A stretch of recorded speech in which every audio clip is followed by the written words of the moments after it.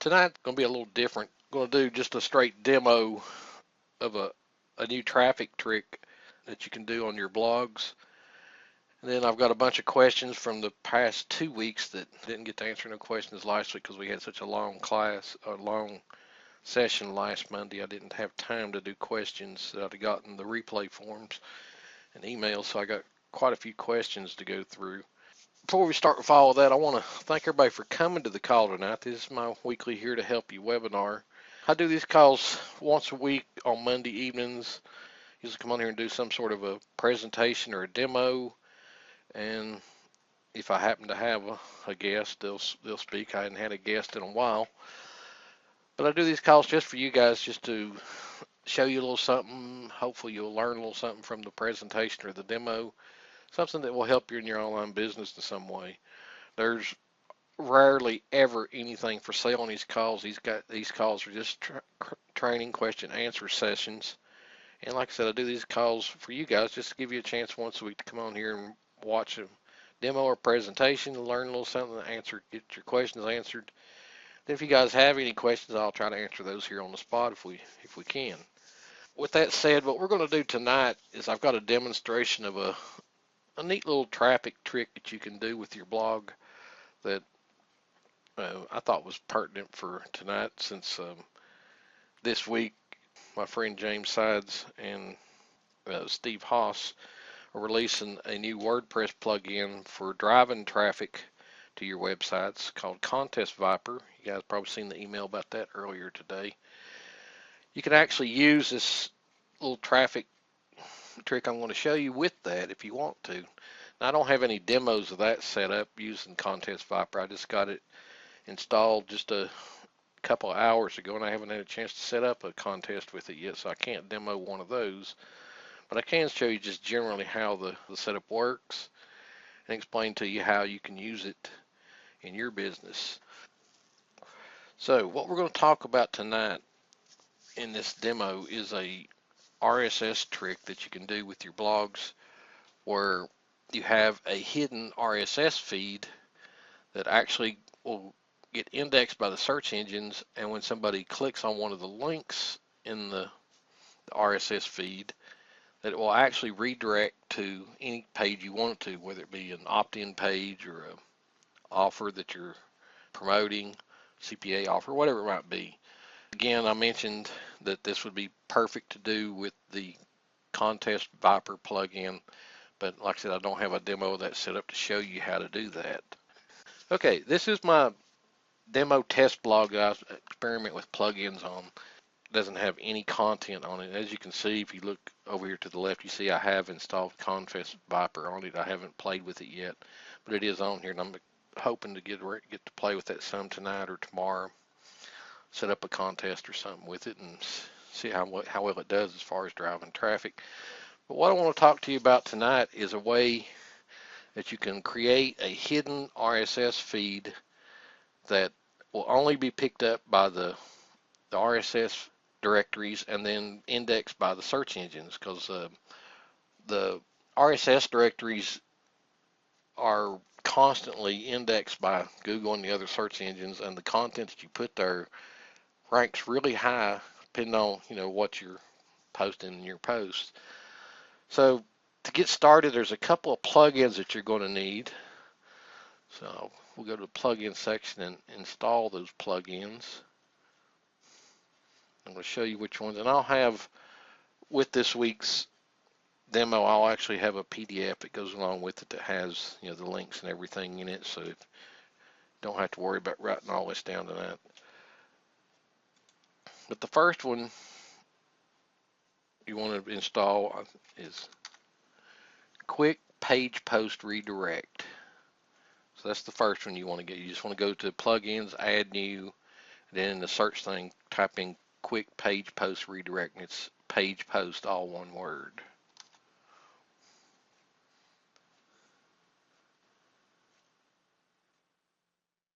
So we're going to install that one.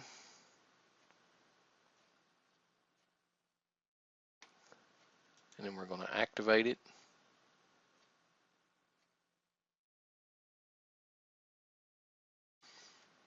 And then we need one more. So we'll go back to add new again.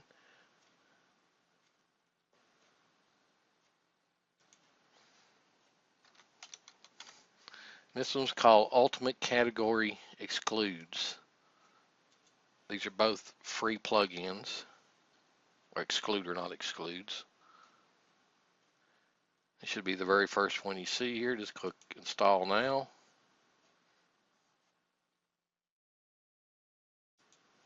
And then activate.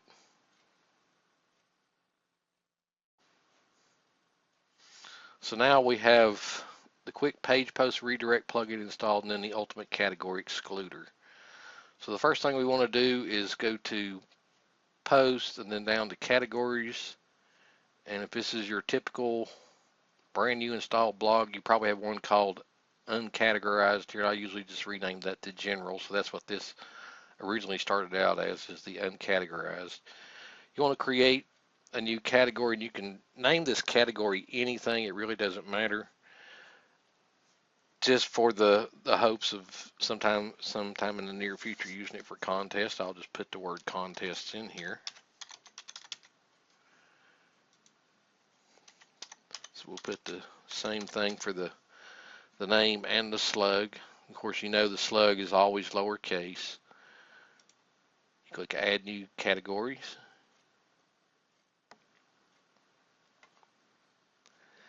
So now we've got an extra category here. Now if we go out to posts and add a new post,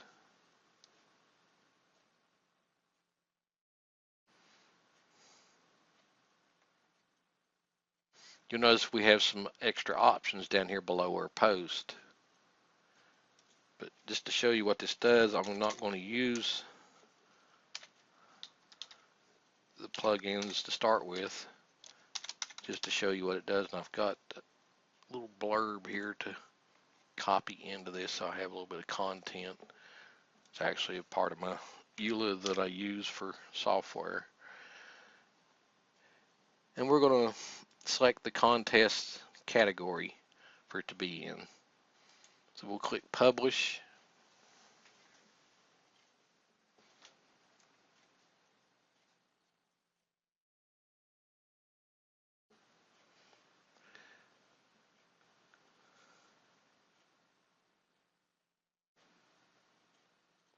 And now if we go out and visit the site, you'll see that post that we just made. And you'll see down here under categories, you have contests listed there as the categories that has content in it now. In case you didn't know it, you can create all kinds of categories in WordPress, but until you put some content in them, they're not going to show up under categories. So this is what it would generally look like if you were just to post some content on your blog. And this is nothing new. You've seen this before. So now we're going to use the plugins that we've installed. I'm going to show you what they do. So let's go back to dashboard.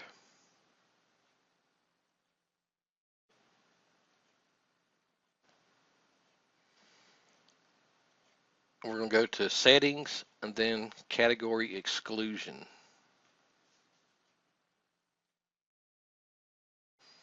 Now you see, once you go here, you'll have the categories that you have set up on your blog. What you want to do is you want to, on the one you want to be the hidden RSS feed, you want to exclude it from the main page, you want to exclude it from archives, and you want to exclude it from search. The only one you want left unchecked is exclude from feeds. You definitely want it to show up in feeds. That's the whole purpose of what we're doing, is to have it show up in feeds.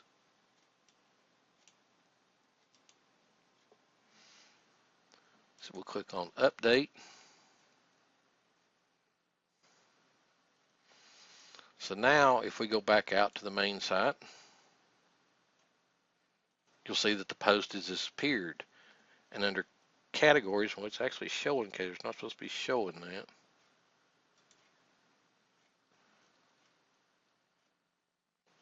But it is showing it. But anyway, it shows under,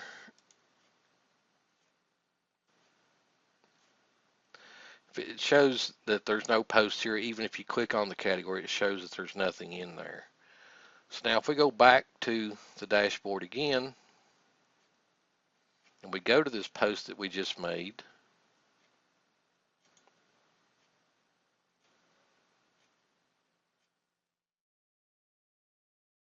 We added it.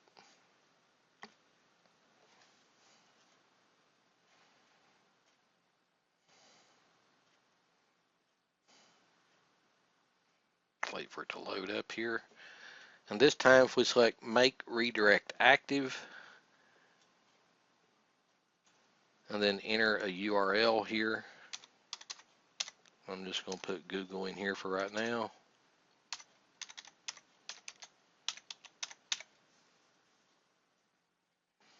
And we click update.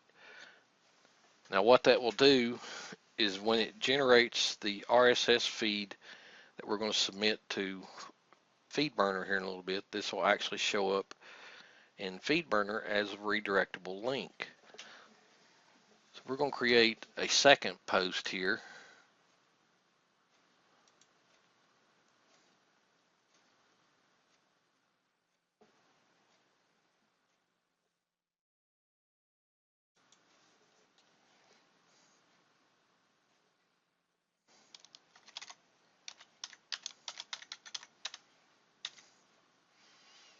And again, I'm going to use that same content there. And this time we're going to select general. And then click publish.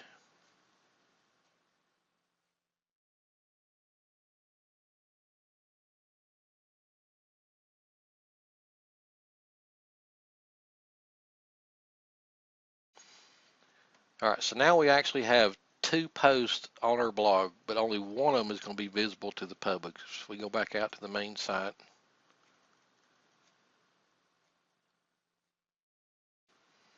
You'll see only the demo 2 one's the only one showing up. You have the two categories, but if you go into contest, it shows there's no content in there. But we actually have a demo post 1 that's actually hidden, and the link, as you can see right here, if you click this link to load this post, it will actually load this post up in its own little page. But the link on the demo post 1 is actually now a redirect. So what we do now is we take the blog's URL and we go to FeedBurner, and you post it.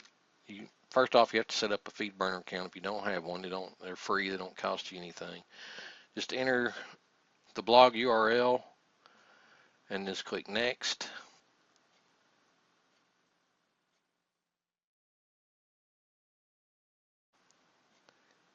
And click next again. And you can give your feed a title, and depending on what you're actually posting, what you're wanting to show up in the FeedBurner, you can give this a different title, and you could actually use, niche related keywords here, which will actually help it again in the search engine index. Jimmy says, is that because you are an admin? It might be, Jimmy. I'm not sure why it was showing the actual contest category, even though nothing's being shown in it. It might be because I'm logged in as admin. But whether it shows or not, I mean, there's still, if anybody clicks it, it's going to show there's no content in there, as long as that's one of them that you have selected to be excluded. So the next thing you can do is click next again. Like I said, it's already got the info in here. Like I said, you can change its feed title. You could, use keywords in here if you want.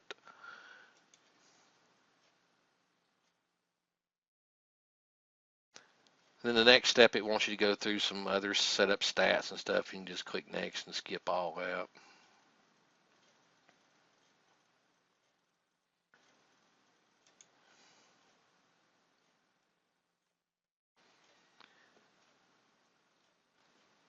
So now if we click on, I believe it's the publicize tab here. No, it's not publicize.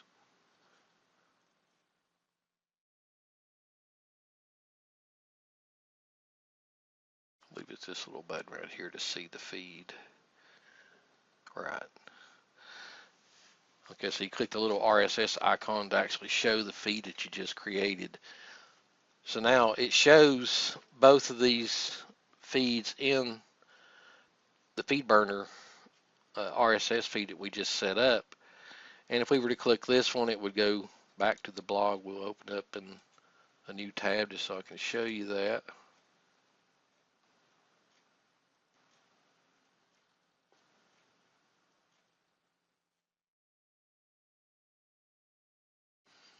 There's the actual post. But now if we click on this one, we'll open this up in a new tab.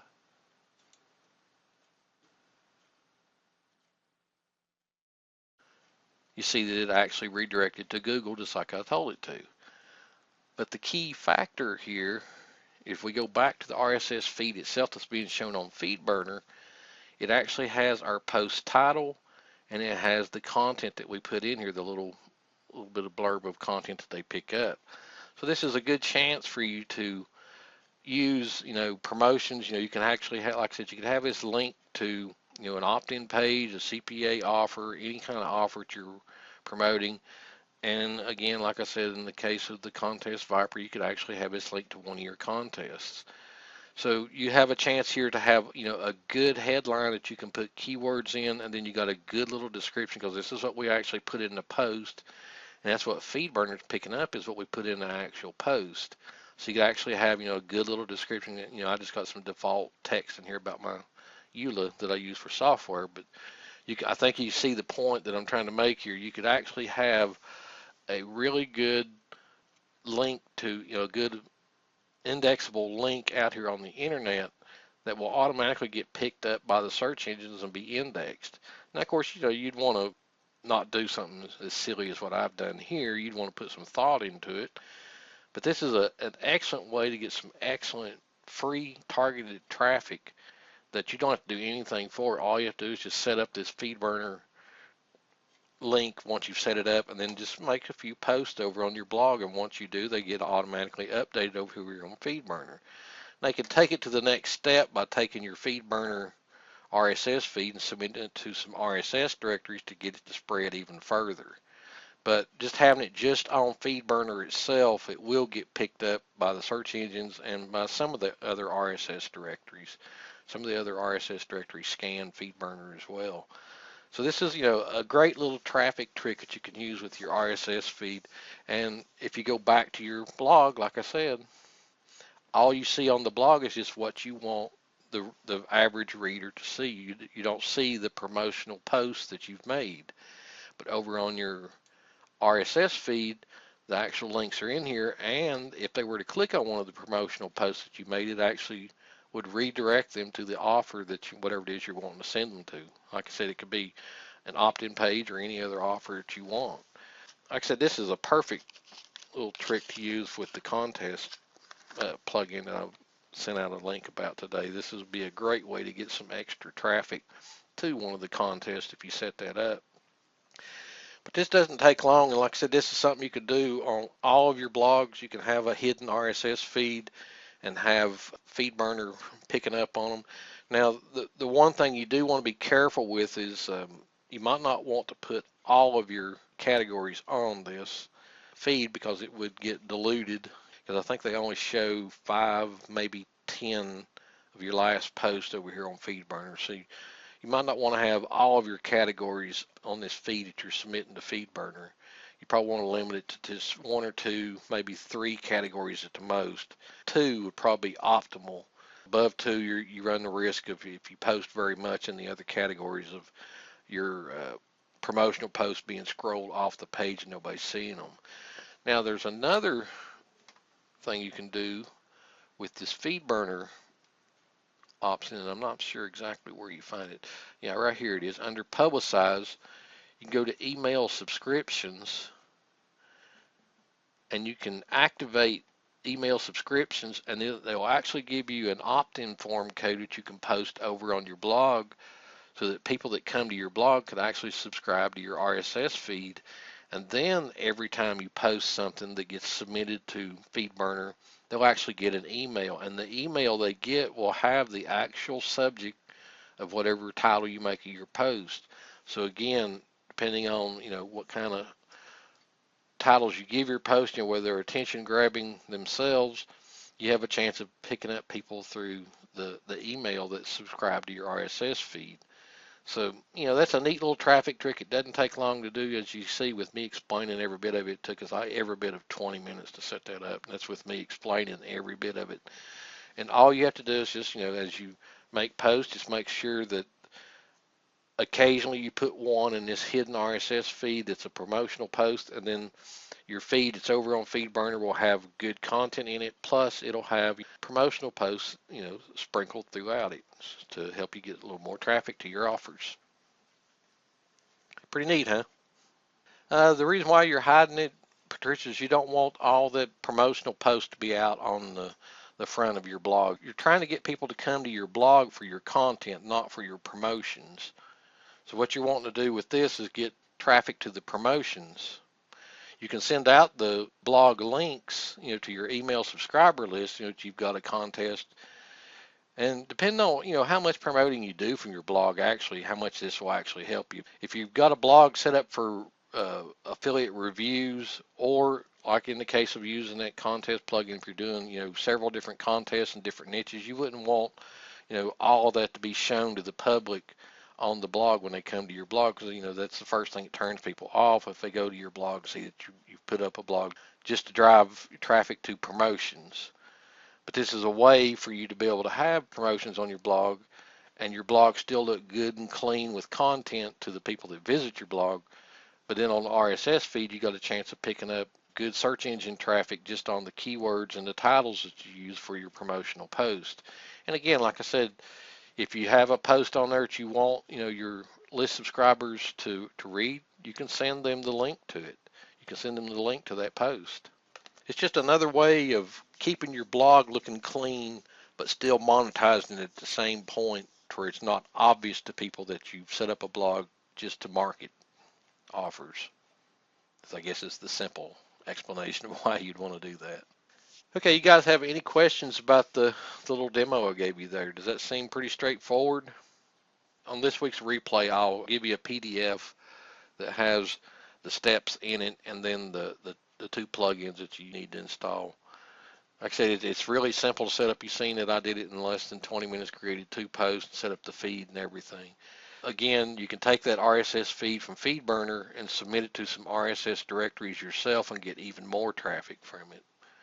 Although they will get picked up some on their own, it just may take a little longer if you don't submit them yourself. Yeah, Jimmy, it's a really practical thing, something that you wouldn't know for sure how you could submit your RSS feed with promotional posts in it like that unless you knew about those 2 plugins. And those plugins have been around for years. One of them, I forget which one it is, the Ultimate plugin, has been around for, I know, 5 or 6 years. It's not been updated in the last 3 years, I know, but it still works perfect with even brand new blogs with the latest WordPress on them. Okay, guys, so let's go straight into our questions that I got for this week. Like I said, I've got quite a few for this week. The first one I got says, of the recent online book graphic creators, ebook graphic creators, which are you using? I just recently started using the online ebook graphic creators. I've been using Photoshop to create all of mine, but I've been having a problem here lately with Photoshop hogging all the memory and the resources on my computer, so I started looking into some of these online graphic creators. And the 2 that I'm using right now, one is called eCover Authority, and then the other is Pixel Studio. eCover Authority is by Chad Elsier, and then Pixel Studios by Martin Crumlish. Uzine was released, about a year and a half ago. It's still really popular. A lot of people are using Uzine for creating ebook and graphics online. But of the ones that I'm using, eCover Authority and Pixel Studio are the ones that I'm currently using. The next question says, I heard Google made another announcement about mobile apps and their search index. What's your take on that? As you guys know, the mobile apps and mobile websites is one of the things that I do. It's, pretty much it's sort of outside the internet marketing niche. It's not always, but pretty much is, especially when I do them for local area businesses, which I have a few clients where I do that for.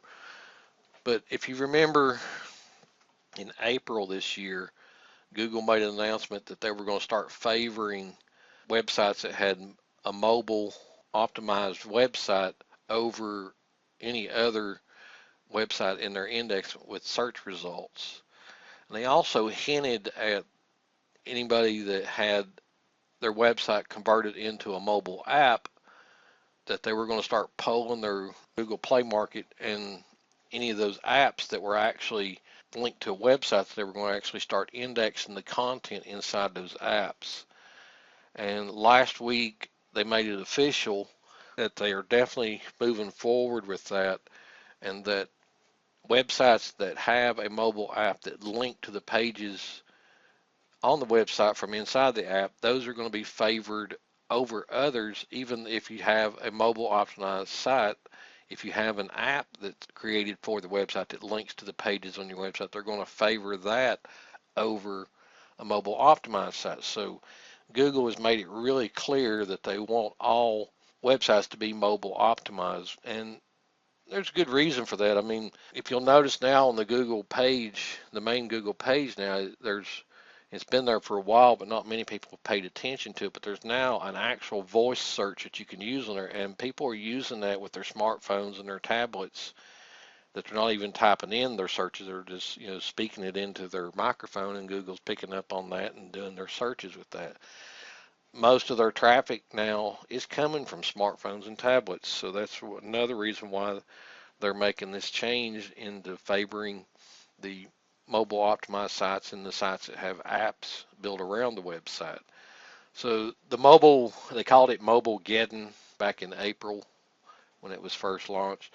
It's definitely coming true. It's going to be in your best interest now to every website that you launch for it to have mobile responsiveness and be able to be viewed on a smartphone or a tablet. Otherwise, you are going to get pushed way down in the search index. They're not saying they're not going to never index sites that aren't mobile responsive, just saying that they're going to favor the other ones that are over the ones that aren't. So that's what that announcement was last week. They were just confirming that they do now have the system that was in beta back in April that polled their marketplace for the apps, that they do have that working now, and they're going to start using that as one of their algorithms for deciding which pages get indexed and rank higher than others. The next question says, is there a way to get, and they're talking about Commission Gorilla, is there a way to get Commission Gorilla to store your images and your downloads? One of the things with Commission Gorilla is that it will build the pages for you, and they're stored over on Jeremy and Simon's server. And so far their servers seem to be handling the traffic really well, but the one thing that they don't have is the ability to store external images or the actual downloads themselves. You still have to have a place to put those. And they had talked about enabling that, but if they did, it was going to be an add-on feature that you would have to pay either monthly or a storage fee for. So they haven't decided whether they want to do that or not. So right now it's not possible to get them to host your downloads or your external images. Now they will host the images, that you create for the bonuses. They will host those images because you actually upload those into the creating of the bonus. But the actual images that you use on the bonus creation pages, those actually are linked from another website, wherever it might be. So the simplest solution for that, there's tons and tons of file sharing sites out there that you can use.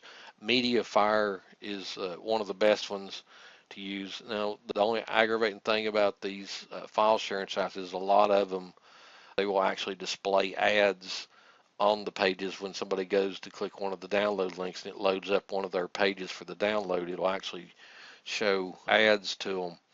Mediafire does that to an extent. They have a page, it has banners and stuff all around the download link, but they don't actually show an ad that you have to click before you can get to the download. A lot of the file sharing sites do make you go through that extra step of having to click an ad before you can actually get to the download link.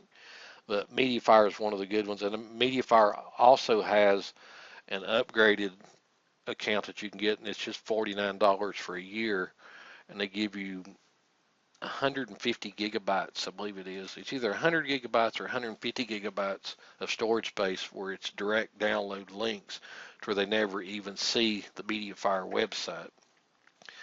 So that's the best options for doing if you don't have a domain and a website of your own that you can upload the images to. Now there's other ways of doing it through Dropbox as well, but Dropbox is another thing. Your free accounts with Dropbox are only 2.5 gigabytes.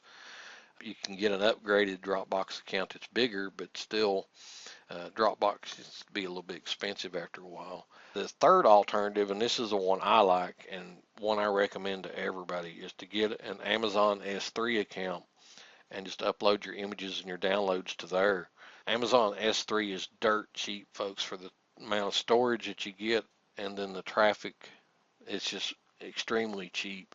As much, I store all of my audio and video over on Amazon S3, and my monthly bill has not ever went over $8, except for that one time when I had the Black Hatters get a hold of one of my download sites and pass it around. I did have a problem that month, but Amazon was really easy to work with, and I proved to them that the site had been circulated on some Black Hat sites, and they wrote off every bit of that monthly bill that month for all that extra traffic. They did make me secure the site a little bit better so it wouldn't happen again, but that was to be expected for them to say, hey, you need to tighten up your security so this don't happen again. But like I said, I store all of my audio and video over on Amazon S3, and most of the images that are large, because even though I've got two different VPS accounts and 4 different shared hosting accounts, none of them can deliver the images, especially a large image, as fast as Amazon S3 can. And like I said, it's just a all-around good deal for anybody that does any kind of selling anything online where you got big downloads. It's just well worth the cost. Here Roy says, I have a WordPress plugin for mobile optimization. Will that hurt me? No, Roy, if it's actually working right, it won't hurt. I mean, that's what Google's looking for, is when their spiders visit your website, whether the spiders return that it's mobile responsive, that it's mobile compatible. So as long as their spiders seeing it the way they want to see it, it shouldn't hurt. But the thing about mobile plugins is, and I use them on a couple of my systems. In fact, this test blog I have one installed on it just so I can test out themes that are not mobile responsive. But the thing about mobile plugins to convert your content into mobile responsive is it puts an extra load on your WordPress blog. It's better if it's just automatic, already mobile optimized to start with. The next question is, what are the best niches to market to? I get this question a lot. What's the best niches to market to? It seems like I get this question at least once a month at least. What's the best niche to start in? And, there's really no one really good best niche. The best niche is the one you're the most comfortable working in. I can tell you the broad niches that are, the ones to go for, which are, diet and weight loss, dating and relationship, health, wealth, and of course, internet marketing. Those are the broad niches that guaranteed, there are definite money to be made in all of those niches. But those are really broad niches, and you need to sub-niche it down into something that's not so broad so that you can start targeted people that are going to follow whatever it is you're trying to market. And the easy way to do that is, let's just take diet and weight loss, for example. You go to Google and type in paleo diet meal plans, something like that. If you see ads listed over on the right-hand side along with the search that you made, then that's a good indication that there's money being made in that sub-niche. The other thing you can do is go to Google Trends and just type in your main broad niche like diet and weight loss and see what the trends are showing. Google Trends will give you suggestions of sub niches that are getting traffic. But there's no one real best niche to be in. It's just the best niche to be in is the one that you're comfortable working in. If you're working in a niche you don't care nothing about it, after a while you're gonna get burnt out with it and you'll ignore it, and your revenue and your traffic will start to suffer because of it. Arnold says, do you use Boots for your mobile website? Do you use Boots? I'm not sure what you mean by Boots. It's like a CSS file. Okay, so something like a CSS file. If the theme is creating itself, I'm using one. I don't create one myself. No. So, if the theme is creating it, or if the mobile app that I'm using creates a boot file, then I guess I'm using them, but I don't create one myself. That is one thing. That's a good thing that you brought up there, Arden, because most mobile devices do have problem with CSS, especially some of the more modern CSS with the divs and the tables and then the overlays and things like that. They do have problems with that. So I guess what you're asking is, does any of the websites I have a mobile version of CSS? And I'm sure they do. I didn't know it was called a boot.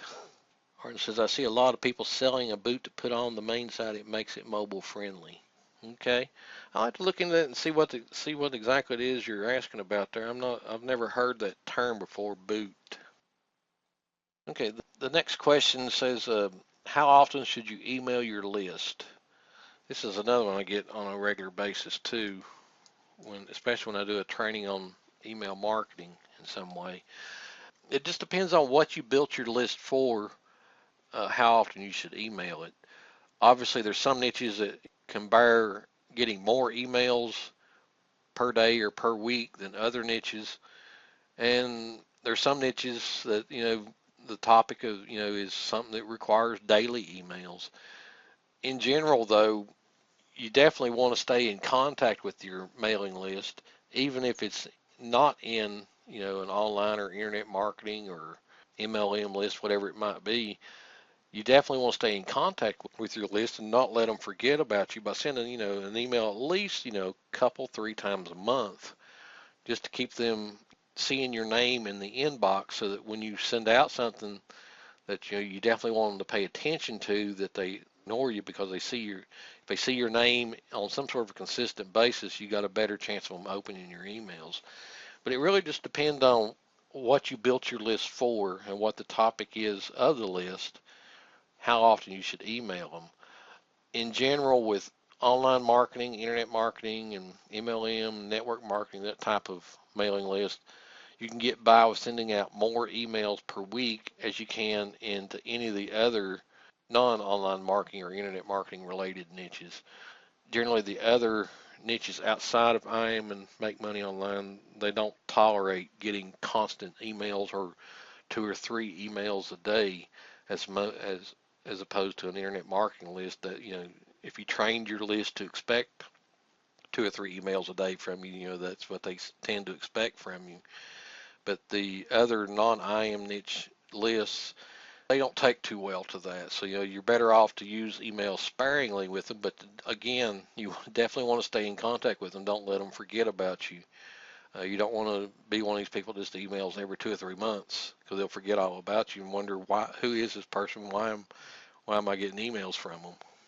Roy says Michael Chaney is in IM and I get 5 to 8 emails per day from him. Yeah, yeah. Michael, he's really aggressive with his, and I guess Roy, you've probably noticed that most of his email subject lines come from song titles or movie titles.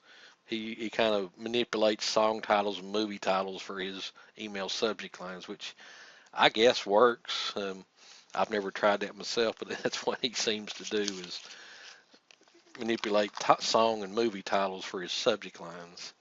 Arnold says, do you use video marketing personally other than your webcast? Yeah, Arlen, I do quite a bit of video marketing. Video marketing is probably number 3 in my list of ways to, market and promote, is video marketing.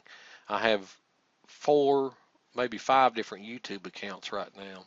I've got my one main one that I, post all these webinar replays to and my trainings to. But then I have other accounts that I do promotional marketing with them, that are, smaller videos that are targeted to, offers or niches. Trish says, which is why I didn't stay on his list long, other than a couple of days. Yeah, he does.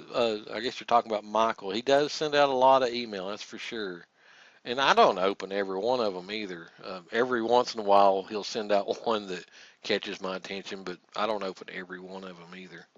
Roy says, I learned from Michael his style of copywriting. Okay.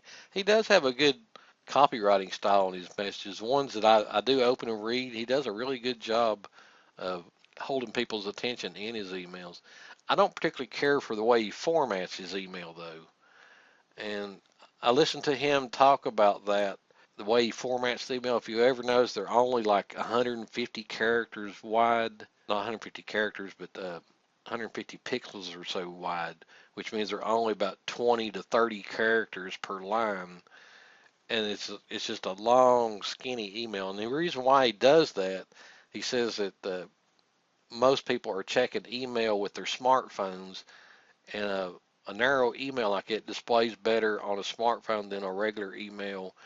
Where in regular emails you try to cut them off at about 65 characters. Now with the advent of mobile traffic, he says you should try to go for 30 to 35 characters at the most in your sentences.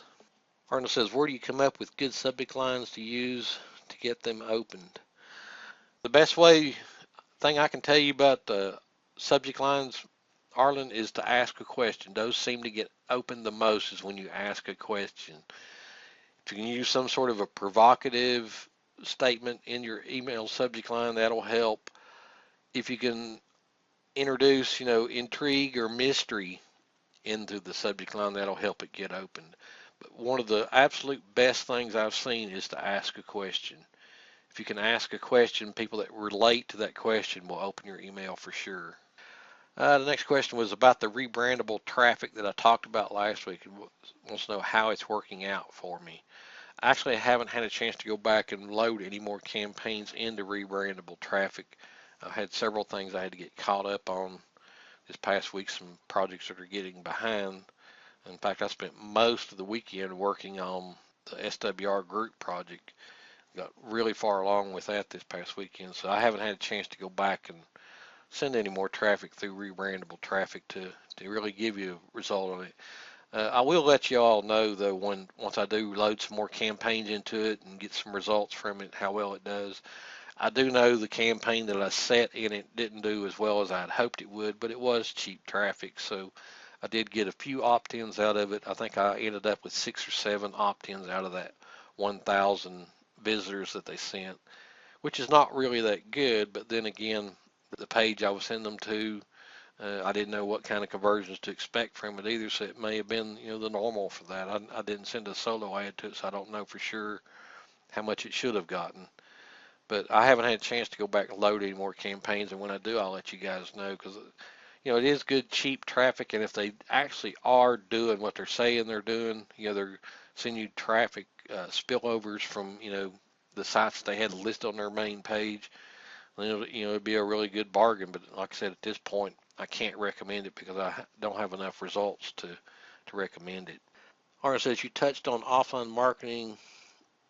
Do you say you did it?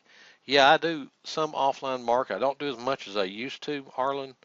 I still have 6 or 7 offline clients that I work for or do work for. I host their websites and maintain their websites. I don't do as much as I used to, but I still do some offline marketing.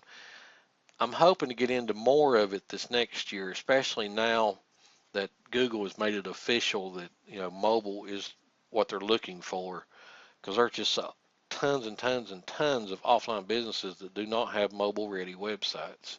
So I see a big market there for that, and I have all the systems in place to supply that to them. I have mobile optimized blogs I can sell them, and I have access to create the mobile apps, so I can offer a really good package for that. I'm hoping to do more of that next year. The next question says, what's the difference between Contest Boom and Contest Viper? I just got this one in today.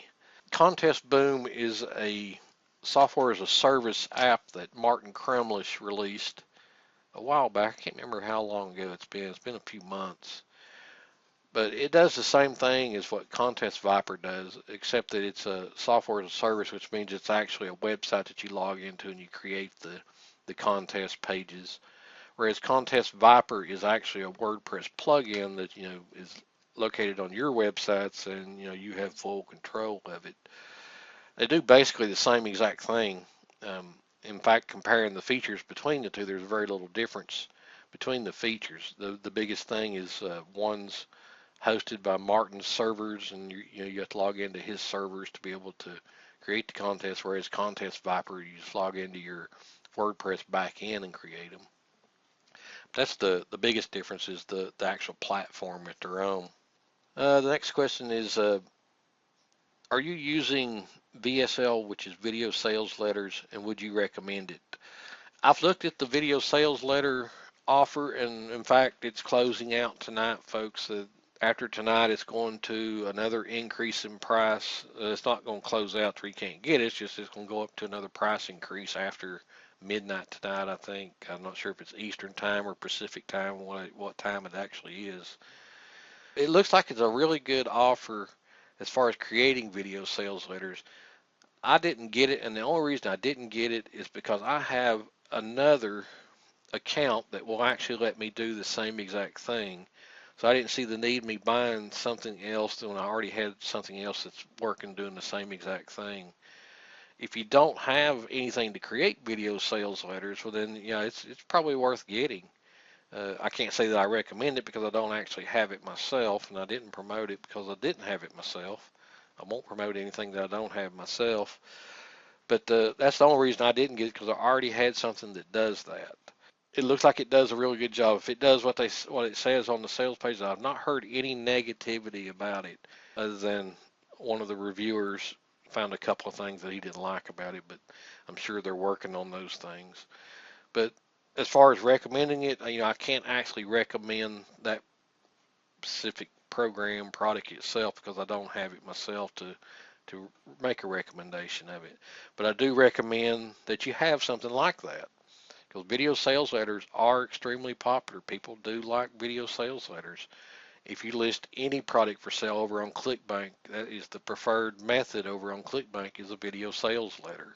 I guess I don't know how many of you guys are on Eric Holman's mailing list, but every product he releases is a video sales letter. Now he has it set to where if you go to exit the page, a pop-up exit script comes up and says, hey, we know this video is long, click here to see the text version. He does at least do that. And then a lot of people that have a video sales letter, they'll actually have it either the text version display immediately down below the video itself, or they'll have a time delay to where it shows the text version down below the video. But they are extremely popular. A lot of people, like to listen to or watch a video sales letter, because you can do things in a video sales letter that you can't do in a regular text version. And they do convert fairly well, especially if you've got a good video presentation to do with it. So they're definitely worth doing and looking into. And I do recommend you have a method of being able to create those, because like I said, that they do work. The days of long text copy are never going to die out completely, but they are losing a lot of ground to the video sales letters. Arnold says, I hear websites are dying and sales funnels are in. I'm taking there, referring to the video sales letter. Sales funnels have always been in. It just depends on what kind of sales funnel you want to create, whether it's going to convert for you well or not. And here lately, there's been some really wild sales funnels. If you guys remember the Explaindio 2 launch, that was probably the craziest sales funnel I ever seen. It had 27 upsells in it. I've never seen a sales funnel like that before. But sales funnels have been in for a long time. That's been probably the norm for the past 5 years, is to have a sales funnel where you have a front end offer and then some sort of a upsell and downsell. And it's arguable whether the static text long copy sales pages are going to go out or not. I don't think they'll ever go completely out. You'll have other people have different opinions on them, but I don't think they'll ever go completely out. Roy says, I hate video sales letters. They're always long as a movie. I don't mind video sales letters as long as you have control to stop the presentation. Some of them disable the controls where you can't stop it. I don't like it when they do that where you can't pause the video. Hardly any of them put controls on it where you can fast forward. They've stopped doing that a long time ago, but some of them have the controls where you can't even stop it, and I don't like it when I run across one where you can't stop it. I don't mind listening to a video sales letter as long as it's no more than 12 to 15 minutes. After about 12 to 15 minutes, I'm tired of listening to it. So they need to get their point across in that first 12 minutes or so. I'm going to be leaving the page and looking for a text version of the page if they have one. Then the last question I got says, can you give me a hint on what your Cyber Monday sale will be? I'd really like to do that, but I just got to be honest with you. The one of the offers I had set up for Cyber Monday has already fell through. So I've got two other things that I'm working up, and I really don't want to talk too much about them right now, other than, towards the end of the week, I may give some more hints as to what they are. But one of the main offers I have fell through, so I'm not going to be able to do one of them. But I definitely am going to have a Cyber Monday sale. It just may not be as big as it's been in the past years. I'm definitely going to run the MobiFire Apps Cyber Monday offer again this year.